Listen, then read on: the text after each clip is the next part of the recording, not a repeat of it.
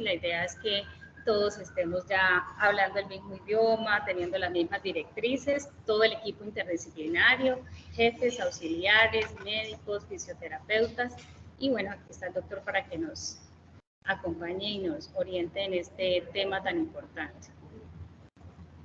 Si tienes, ¿cuántos tienes conectados? ¿Sí? Listo. Bueno, muy buenos días. Nuevamente el día de hoy, revisando uno de los temas para nosotros bastante interesante, como es reanimación cardiopulmonar. Hago énfasis que pues realmente hablar de todo el proceso de reanimación cardiopulmonar involucra muchas horas más de capacitación y pues es simplemente la revisión de protocolo, ya que el programa completo de reanimación, recuerden que es el NALS, que es el curso de reanimación cardiopulmonar neonatal, el cual debe ser igualmente un requisito indispensable para todos, para tenerlo en la lista de presentes, jefe, en cuanto a las oportunidades con respecto al NALS en todo el equipo de trabajo. Incluso creo que había una universidad, no me acuerdo si era la Javeriana, tenía un programa virtual en la cual sería interesante que luego como grupo podamos optar, porque pues les repito, esto simplemente es una actualización. Bueno, en este sentido nosotros hoy vamos a hablar de reanimación, como siempre manifestando el único interés de este tipo de charlas es actualizarnos y tener la mejor información científica para el equipo. Vamos a plantear unos objetivos como es conocer los aspectos fisiológicos iniciales de la adaptación neonatal. Vamos a revisar los últimos cambios en cuanto a estas recomendaciones. Recuerden que esto se hace en base a las guías de la AHA, de la American Heart Association. Vamos a entregar y sintetizar los cambios en el algoritmo de reanimación que se han realizado, basándonos en una pequeña introducción, la revisión de los algoritmos de reanimación de acuerdo a las guías del NALS, a la Academia Americana, a la Academia Española de Pediatría y los cambios en reanimación cardiopulmonar también de la Sociedad Latinoamericana. Entonces, pues siempre me recuerdo este encabezado mundial que nos dio la vuelta al mundo en la neonatología, que fue un nacimiento de un bebé prematuro del presidente Kennedy. Fue el tercer bebé que él tuvo y en ese momento este encabezado dio un giro completo a la historia de la neonatología. ¿Por qué? Porque pues fue una persona muy importante y al no sobrevivir ese bebé prematuro pues se dieron cuenta que realmente había una necesidad enorme en inversión neonatal. ¿Tienen idea de cuántas semanitas le habrían colocado a este bebé prematuro? ¿Ustedes cuántas semanas creen que tiene? ¿Cuántas? Vamos a ver. ¿Cuántas semanas le dan a un bebé prematuro que digan que no sobrevivió en esa época? 28, 27. Este equipo neonatal definitivamente está muy entrenado. Ese bebé tenía 34 semanas, 1850 gramos, y muere con una enfermedad de membrana hialina. Imagínense, con 1850 gramos, cualquiera de los que está ahorita en el equipo ya tenía bastante chance y bastante oportunidades. Entonces, es importante en cuanto a hablar de introducción, la mayoría de los recién nacidos no van a requerir en la primera adaptación ningún tipo de maniobra, la mayoría son capaces de adaptarse.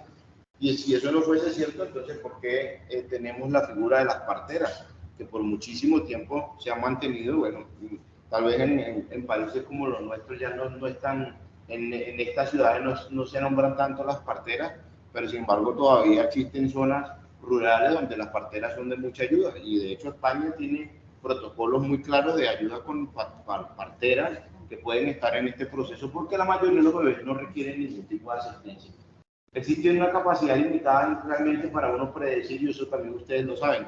Cuando uno va a decir que un bebé tiene necesidad de reanimación, ya es difícil, a veces pues solamente los bebés prematuros, situaciones de alto riesgo como las que manejamos acá en esta clínica, podemos nosotros adelantarnos, anticiparnos. Pero igualmente el equipo debe estar preparado. Entonces, fíjense, siempre les muestro este algoritmo de respuesta, donde muestran en ese triángulo invertido que la mayoría de los bebés siempre van a requerir una valoración de la respuesta, vigilar su temperatura, vigilar que mantengan una vía aérea despejada, vigilar la respiración, pero maniobras que no son tan necesarias y que rara vez son requeridas, por ejemplo, el masaje cardíaco, la administración de fármacos, y hay un 50% de esos pacientes que podrían requerir alguna de las maniobras importantes, hablan de ventilación a presión positiva. Y ahí siempre recuerdo el algoritmo de respuesta de un pediátrico o de un adulto y de un neonato, donde empieza el ABC de una reanimación pediátrica o de adulto, con la C de circulación, con presiones cardíacas. Entonces un paciente pediátrico o un adulto entra en paro cardiorrespiratorio y lo primero que hacemos es compresiones. ¿Y dónde empieza el ABC nuestro en neonatología? Con la vía aérea, y por eso salen ustedes corriendo normalmente buscando el famoso AMBU, dispositivos de presión positiva, porque nada más con dar reanimación con una ventilación de bolsa, 50% de los pacientes que pueden requerir reanimación van a salir del paro cardiorrespiratorio, así que realmente lo más importante en esa primera instancia es siempre tener dispositivos de ventilación a presión positiva a la mano.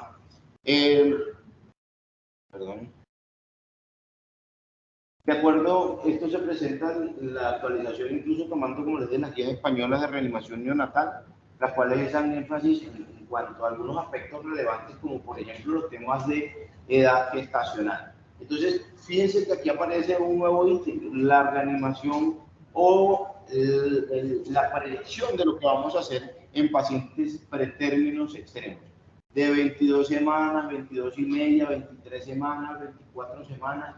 ¿Qué deberíamos hacer con esos pacientes? Y casi todos van a coincidir en este proceso en que para tomar las decisiones, la decisión definitivamente debe ser compartida con la familia, porque nosotros no deberíamos reanimar un paciente de esta categoría o brindarle todos los cuidados sin el consentimiento previo de la familia, valorar el consejo perinatal multidisciplinario, que a veces es un problema, porque lo ideal es que el perinatólogo sea la primera persona que nosotros nos avise.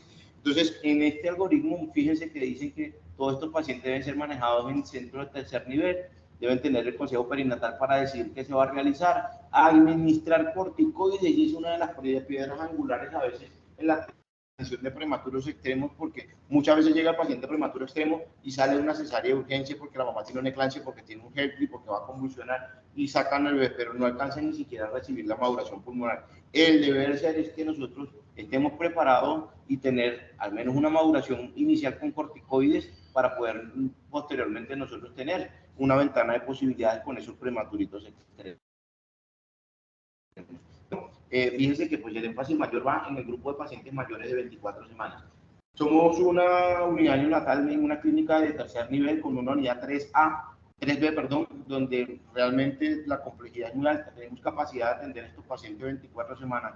¿Qué se está haciendo a nivel nacional? Muchos de los algoritmos de respuesta están siendo enfáticos en brindar la posibilidad de atención de mayores de 24 semanas. 23 semanas deberíamos valorar si realmente recibió corticoides, si la familia está deseando tener este bebé, si realmente hay un consejo prenatal que nos diga que tal vez podríamos hacer el intento, pero diríamos que menores de 23 semanas o menores, mejor dicho, de 24 semanas ya uno debería considerar si realmente vale la pena agotar todo el recurso del equipo, y a los mayores de 24 o 25 semanas luz verde a todos esos pacientes, ¿ok? Bueno, entonces en los algoritmos de respuesta que se incluyó como nuevo en este algoritmo de respuesta cardiopulmonar, pues lo más importante es la estimulación y la succión de la vía aérea inicial, que no es con una sonda como a veces estamos totalmente acostumbrados en unidad neonatal, sino que en sala de adaptación solamente con una peristalsia más que suficiente. Ahorita vamos a ver una imagen de esto. Se incluyó la respuesta de oxigenoterapia que se les va a brindar a estos pacientes. Ahorita van a ver un cuadrito que se ve un poquito más claro, tomando en cuenta que todo bebé mayor de 35 semanas yo lo puedo reanimar con oxígeno ambiente, pero si es menor de 35 semanas debería dar una titulación de una FIO2 del 21 a 30%. Esta es otra tarea pendiente, jefe. Igualmente con Ana María ya lo habíamos conversado incluso con el ingeniero, pero quedó en deuda. Ver cómo logramos la titulación con un mezclador de sala de partos. Jacqueline, que trabaja en sala de partos, ¿qué FIO2 le dan a los pacientes allá abajo en sala de partos o en cesárea? Intentan no dar oxígeno, pero cuando lo requieren, 100%. 100%. Porque cuando estamos abriendo oxígeno, así bajemos flujo, estamos dando oxígeno al 100%. Entonces no debe ser esta medida de reanimación. ¿Qué más cambió en cuanto a los procesos? Pues tener siempre en cuenta En el último, pues realmente no ha cambiado y lo importante es tener paciencia en cuanto a la saturación de oxígeno. Fíjense que a los 3 minutos es perfectamente aceptable una saturación de 70 hasta 82% y solamente luego de los 10 minutos donde podemos alcanzar un 90 o 95% y fíjense que en ningún momento el algoritmo dice 100 o 99% oxígeno. Entonces siempre buscamos la menor saturación dentro del rango normal como aparece acá. Ahorita vamos a ver otros pasos importantes. Entonces, allí el resumen igualmente de la Academia Europea, mayores de 32 semanas, incluso los de la Academia Americana dicen mayores de 32 podrían considerarse oxígeno al ambiente. Sin embargo, nosotros nos adaptamos a la AJA, donde dice que son los mayores de 34 semanas. El rango de saturaciones no cambia. Y otra cosa importante es el pinzamiento del cordón, como ya lo vamos a ver. Entonces, en el pinzamiento del cordón umbilical es importante también acordar un plan de manejo desde sala de adaptación, no realizar un clampeo a todos los bebés de manera inmediata, pero también tener en cuenta a quiénes le vamos a realizar en cuanto a medidas de seguridad el clampeo por en cuanto a tiempo. Entonces, aquí realmente la seguridad y los beneficios del pinzamiento tardío siguen siendo importantes. Sabemos que un pinzamiento tardío se asocia a mejor evolución, mejor volemia, mejores valores de hemoglobina. Los pacientes que tienen menos de 34 semanas que no requieren reanimación, se puede mantener el retraso, 30, 60 segundos. Yo creo que eso es algo que hay que ser enfático, sobre todo en sala de partos, y esperemos que esta charla sea divulgada al equipo de sala de partos de adaptación. ¿Por qué? Porque a veces vemos que nace un bebé prematuro y es donde más se están afanando por realizar el clampeo, y cuántas veces estamos reanimando nosotros, transfundiendo a nuestros bebés prematuros. ¿Con qué frecuencia transfundimos prematuros extremos o muy prematuros en la unidad? Muy frecuente, ¿cierto? Entonces, si nosotros logramos que esos pinzamientos se retrasen y que no corran porque si el bebé es menor de 34 semanas, pero está estable, no hay razones para afanarnos o para estar acelerando el proceso. El ordeño del cordón intacto es otra de las medidas que a veces se puede realizar para garantizar mejor volemia, pero en bebés que no tengan 28, que sean menores de 28 semanas, tiene mayor riesgo de hemorragia intraventricular, es decir, clampear el cordón y regresar el poquitico de sangre no debe realizarse en bebés menores de 28 semanas.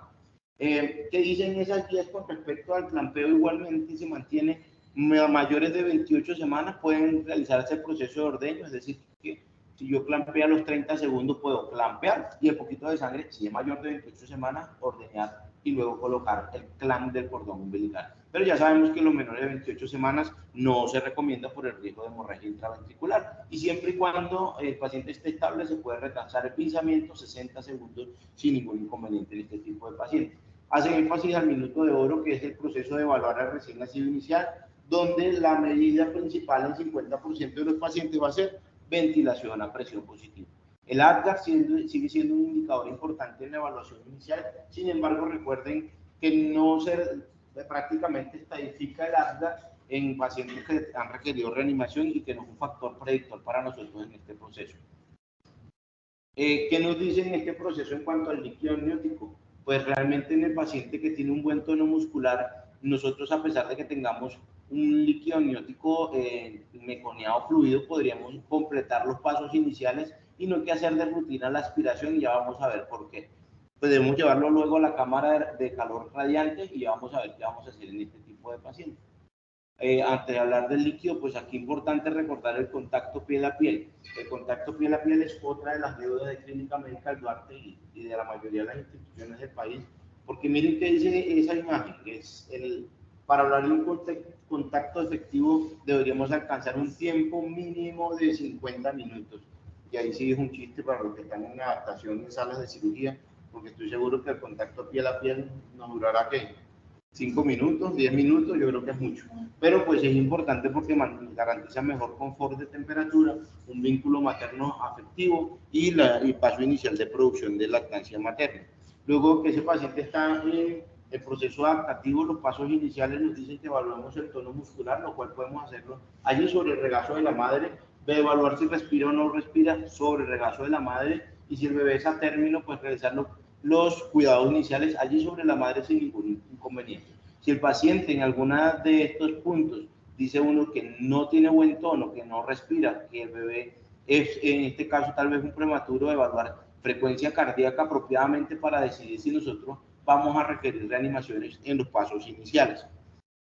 En este algoritmo, luego de esos pasos iniciales, si vemos que el bebé no respira, el algoritmo es enfático, perdón, en decir que debemos administrar ventilación a presión positiva dentro de los primeros 60 segundos. Por eso el gran nombre del minuto de oro. Si en esos 60 segundos yo tengo el paciente en la primera fase de adaptación, no tiene tono, no llora, no respira, no debo retrasar esa primera ventilación a presión positiva. Y aquí el cuadrito que les mostraba anteriormente, no guiarnos por la saturación de oxígeno, porque mire, estamos hablando de un primer minuto, 60-65% de saturación, así que la saturación de oxígeno para nosotros no es un indicador en ese momento de si estamos realizando bien el minuto de oro. Y recordar el proceso adaptativo normal, que hasta los 10 minutos donde vamos a lograr esas saturaciones mayores del 85%. Realizar ventilación a presión positiva, pues todos los que trabajan con los que trabajamos en la unidad neonatal saben que, por ejemplo, de mi parte soy 100% enemigo del AMBU, y no es un capricho, es porque si nosotros evaluamos la válvula exhalatoria protectora de un AMBU, ¿qué valor tiene la válvula exhalatoria? 40. Si la válvula está abierta, se supone que ese escape que nos da cuando damos presión positiva, ese escape lo hace cuando llegue a 40. Y si la válvula está cerrada, al infinito y más allá, dijo Buzz Lightyear. Entonces, por eso es que somos anti-AMBU en neonatología, y la recomendación de ventilación a presión positiva sigue siendo con el AMBU, que incluso nos muestra el 40 del famoso AMBU bien en rojo. Sin embargo, no significa que es que yo no le pueda dar a un paciente 60, 50 o 60 o la presión mínima necesaria para movilizar el tórax. La gran diferencia entre un NeoPUF y un AMBU es que al menos yo tengo idea de cuánto estoy titulando, y ustedes pueden decirme, doctor, el paciente llegó, estamos dando ventilación a presión positiva, pero el tórax se mueve solamente con 50 de presión. Listo. Pero entonces a veces incluso es absurdo cuando estamos en ventilación presión positiva con el ventilador y estamos frenando la presión en 20. En los pasos iniciales no hay ningún inconveniente en tener mayores presiones en este tipo de pacientes. Ya todos conocemos el funcionamiento del NeoPUF, no me detengo acá. Entonces reordenamos, y en esos pasos iniciales nosotros las recomendaciones son reordenar los pasos hacia la mejoría de la práctica clínica. Se pueden complementar simultáneamente con todo el equipo. El enfoque inicial principal es prevenir la hipotermia en el recién nacido, por eso es que es importante en salas de adaptación insistir en tener una buena temperatura. En pacientes sobre todo menores de 32 semanas debemos tener calentadores radiantes, envolturas en plástico de polietileno. Esa famosa bolsita también siempre es muy enfática. La bolsa es útil si el bebé nace y está frío, y yo inmediatamente, mejor dicho, antes de que pierda temperatura, lo coloqué en la bolsita. Eso me va a prevenir las pérdidas por conducción, que es el contacto de la pérdida de temperatura desde la piel del bebé hacia la superficie fría. Eso es lo que evita la bolsita de polietileno. Así que esa capa de plástico que a veces le colocamos entre el incubador no sirve para nada.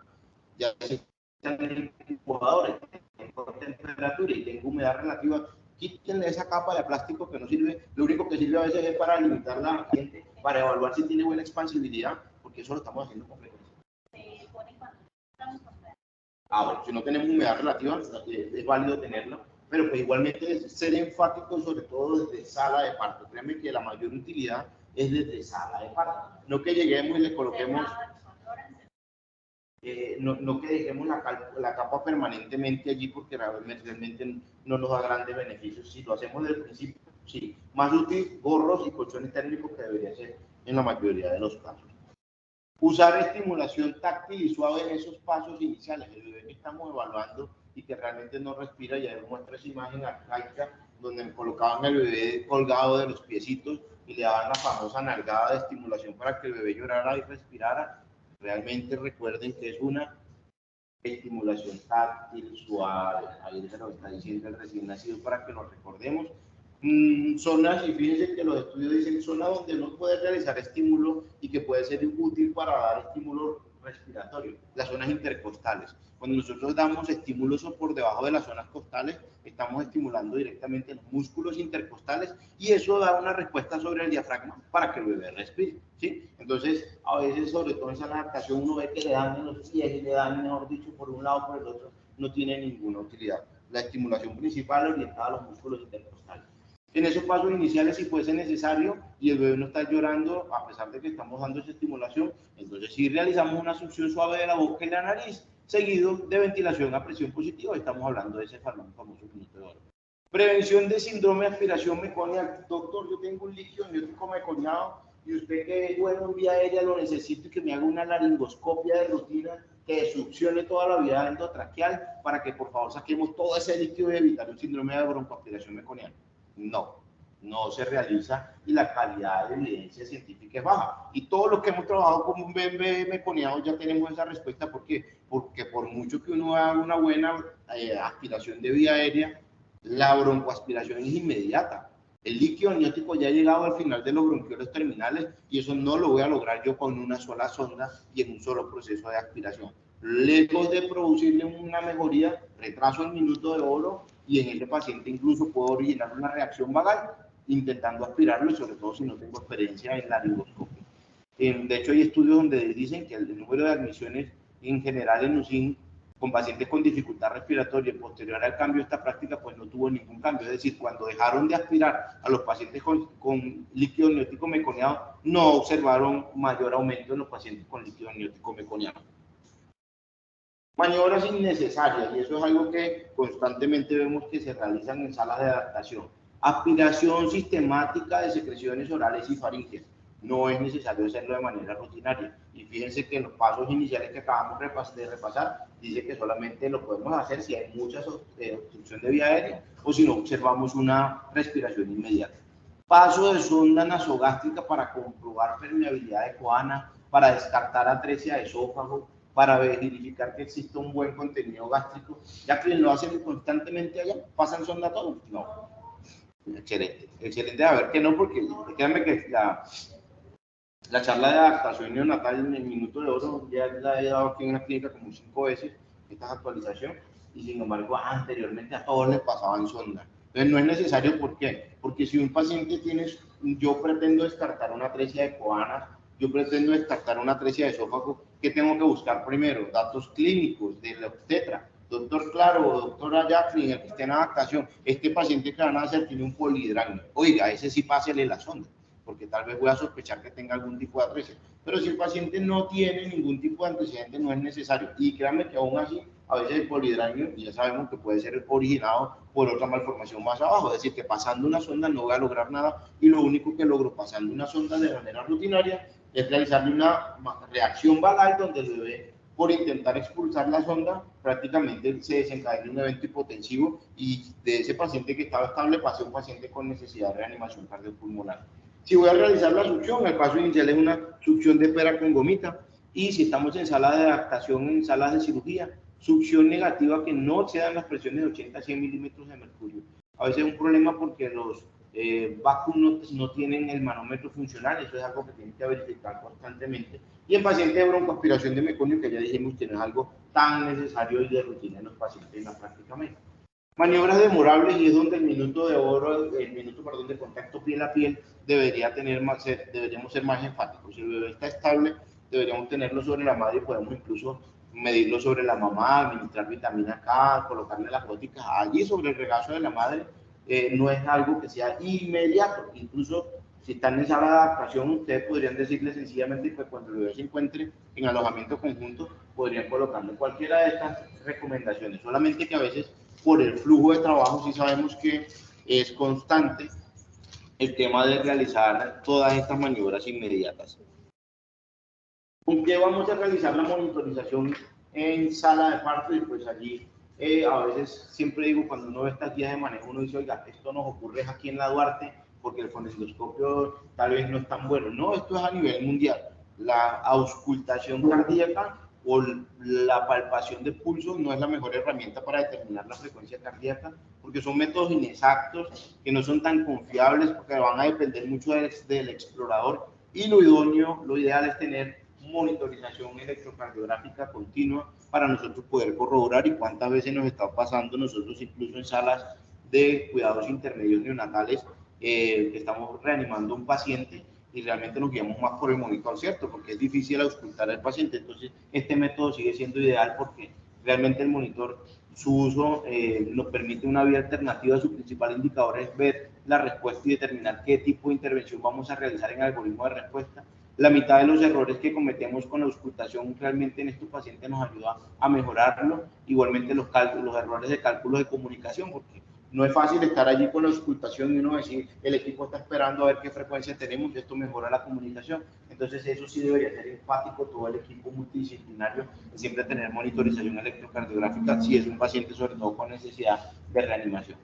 El oxígeno inicial, pues ya discutimos esto de cómo vamos a dar ventilación. Lo idóneo siempre ventilación a presión positiva, utilizando el neopuff con, por supuesto, el circuito apropiado, sobre todo la máscara apropiada, porque uno de los errores más frecuentes que se cometen en el paciente en el que se da ventilación a presión positiva es que se están utilizando o dispositivos inapropiados, compresiones inapropiadas o máscaras inapropiadas. Por eso las imágenes muestran claramente tener las máscaras incluso para prematuros extremos. Y si el paciente sobre todo tiene una frecuencia menor de 100 o tiene apnea o está con una respiración en jadeo, nosotros no debemos retrasar esa primera ventilación a presión positiva y titular la FiO2 en función de la respuesta del paciente, como lo hicimos anteriormente. Y esto es lo que nos muestra los cambios de recomendaciones en cuanto a la Sociedad Española de Neonatología, que igualmente coinciden con la AJA en mantener en mayores de 35 semanas FiO2 ambiente y menores de 35 semanas titular hasta un 30%. ¿Qué nos dicen esas mismas guías en cuanto a la presión positiva? ¿Qué rango de presión nosotros deberíamos mantener? Pues deberíamos darle una presión inicial, incluso en el PEC, mantener PEC de 5 a 7 centímetros de agua. Y fíjense que en prematuro se hace énfasis en mantener presiones iniciales de 20 a 25 y si es un paciente a término de 25 a 30 en las ventilaciones iniciales. Y luego yo puedo adaptar en función de la expansibilidad torácica el rango de presión que yo voy a requerir con ese paciente. Así que si estoy dando una presión de 30, créanme que no hay ningún inconveniente en mantenerla en esa visión inicial. ¿Ok? Y lo que más me va a ayudar a nosotros para poder determinar qué rango de presión voy a utilizar no es inicialmente la saturación, sino la expansibilidad del tórax bajo una visión directa. Siempre tengo que tener contacto con el tórax para decir qué rango de presión voy a mantener. En la vía aérea y la vía respiratoria inicial, pues no se han podido si el paciente no ha logrado establecer una respiración regular, nosotros pasados el primer minuto de oro, la principal reanimación en ese momento va a ser titular el oxígeno acorde a las necesidades y mantener la ventilación a presión positiva. En la parte hemodinámica, si nosotros ya hemos iniciado una frecuencia, una reanimación porque la frecuencia cardíaca se ha mantenido por debajo de 60 pulsaciones por minuto, a pesar de que estamos dando una ventilación óptima, pues definitivamente nosotros tenemos que iniciar el proceso de algoritmo de reanimación cardiopulmonar, recordando la proporción 3-1, 3 compresiones, una ventilación, y titular en ese momento, verificar siempre si las compresiones son apropiadas, si estamos utilizando una oxigenación apropiada. Incluso si ya estamos en este proceso con relación de 3-1 de compresiones, es válido aumentar la oxigenación al 100%, que es otro de los cambios en esta fase del algoritmo de respuesta a cambios respiratorios. Si han pasado si tenemos la frecuencia menor de 60 latidos por minuto, hemos asegurado la vía aérea, disculpen, y ese paciente hemos iniciado las compresiones cardíacas, ya no retrasar esa FiO2 del 100% en reanimación cardiopulmonar sin ningún retraso en el proceso. Y si hay bradicardia persistente a pesar de la ventilación, entonces debemos pasar al algoritmo de adrenalina y descartar hipovolemia, es decir, que ya debo considerar en esa primera fase tener un acceso umbilical para compensar la volemia en el paciente o considerar que tengo un neumotórax. En cuanto a las relaciones de compresiones, no hay cambios en cuanto a los estudios, se mantiene la relación 3-1 como medida de reanimación cardiopulmonar. Después del minuto de compresiones y ventilaciones coordinadas, si ha pasado el minuto por completo y no hemos logrado mejorar la frecuencia cardíaca, debemos considerar el inicio de epinefrina y, como les decía anteriormente, descartar hipovolemia y neumotórax.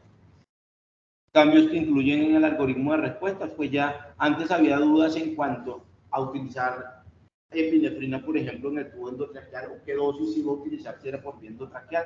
Ahora están perfectamente establecidas el rango de dosis a nivel endovenoso, que es 0.02 miligramos por kilo, y en tubo endotraqueal utilizamos la dosis de 0.1 miligramos por kilo. para poderlo utilizar sin ningún inconveniente. Debemos tener en cuenta en ese primer proceso de reanimación que una de las causas que podemos tener es la hipoglicemia, así que pasar un bolito de 2.5 mililitros por kilo de glucosa al 10% es otra de las recomendaciones en ese primer minuto. Las reposiciones de volumen, si yo tengo un paciente que ya tenemos reanimación con compresiones, no debo retrasar el paso del acceso umbilical inmediato y administrar sangre de grupo RH negativo o cristaloides isotónicos como solución salina, como ya lo hablamos en el algoritmo de respuesta del choque. E incluso en el paciente que tenemos más de 5 minutos en reanimación, un bolo de bicarbonato de 1 o 2 milimol por kilo también es válido administrarlo como medida de reanimación. Esto en cuanto a los cambios hemodinámicos. En cuanto a las medidas o aspectos relacionados con la humanización, es otro de los algoritmos que son enfáticos en este cambio. Los padres pueden estar presentes. Lo más importante es que exista comunicación con el equipo. Si yo tengo un paciente en paro cardiorrespiratorio, alguien del equipo, el médico general, el fisio, la jefe, puede acercarse a los padres y explicarles qué está pasando, pero no es necesario apartarlo del proceso de reanimación cardiopulmonar. Mientras que los papás puedan al menos mantenerse, ellos tienen todo el derecho de vigilar cómo están realizando el proceso de reanimación. Si es decisión de ellos no estar presentes, pues también se les respeta, pero sobre todo para evitar a veces esas confusiones que se generan en los procesos de reanimación, donde los padres pueden decir, oiga, es que no le hicieron lo que se merecía, pues no hay necesidad de nosotros ocultar todo el proceso. Mientras que tengamos un equipo ordenado, coordinado, no hay problema en que ellos estén allí presentes. Realmente el tiempo de interrupción para ir a debatir con el equipo, informar al paciente, si realmente es un paciente que no sale de paro cardiorrespiratorio, ya a los 20 minutos hay que estar buscando la manera de debatir y decir qué decisión vamos a tomar con respecto a esa respuesta. Y es allí donde salen ahora estas medidas de cesar el esfuerzo de reanimación cardiopulmonar. Cuando yo digo que voy a cesar y que ya no voy a continuar el proceso, si han pasado 10 a 20 minutos de reanimación cardiopulmonar intensiva con paciente, yo puedo considerar que ese paciente tiene una alta tasa de probabilidad de severidad o de secuelas y ya debo tener una decisión con mi equipo. Debo equilibrar, por supuesto, el resultado. Precisamente me hablan de un bebé en la unidad muy prematuro, con dificultades y reanimación larga. Ya nosotros tenemos que tener un plan de acción con esos bebés porque podemos tener riesgo de complicaciones. La séptima edición del programa de reanimación decía que después de 10 minutos y ausencia de frecuencia ya podíamos cesar sin ningún inconveniente. Y pues que si hemos realizado el proceso de reanimación, hay asistolia, descartamos las causas reversibles y han alcanzado 20 minutos también ya podemos considerar. Así que medidas 10 a 20 minutos sin ningún inconveniente es válido cesar o decidir con el equipo que vamos a realizar en ese proceso. Conclusiones importantes para nosotros: realizar una preparación continua en cuanto al equipo profesional sanitario. Yo siempre, cada vez que doy reanimación todos los años acá en Clínica Duarte, les digo que el algoritmo de respuesta debería ser de y de UCI, porque es importante siempre repasar el algoritmo de respuesta. En países en vía de desarrollo, pues incluso dicen que estandarizar los cuidados para mejorar la sobrevida de esta población de pacientes y evaluar métodos educacionales como los que realizamos para ver el compromiso, las habilidades y el comportamiento del equipo de trabajo. Y un mensajito para todas: las cosas grandes solo las conseguimos, se las consiguen quienes no se rinden y dejan de intentarlo, como nuestro bebé prematuro que todos los días nos enseña. Muchas gracias. ¿Dudas o preguntas?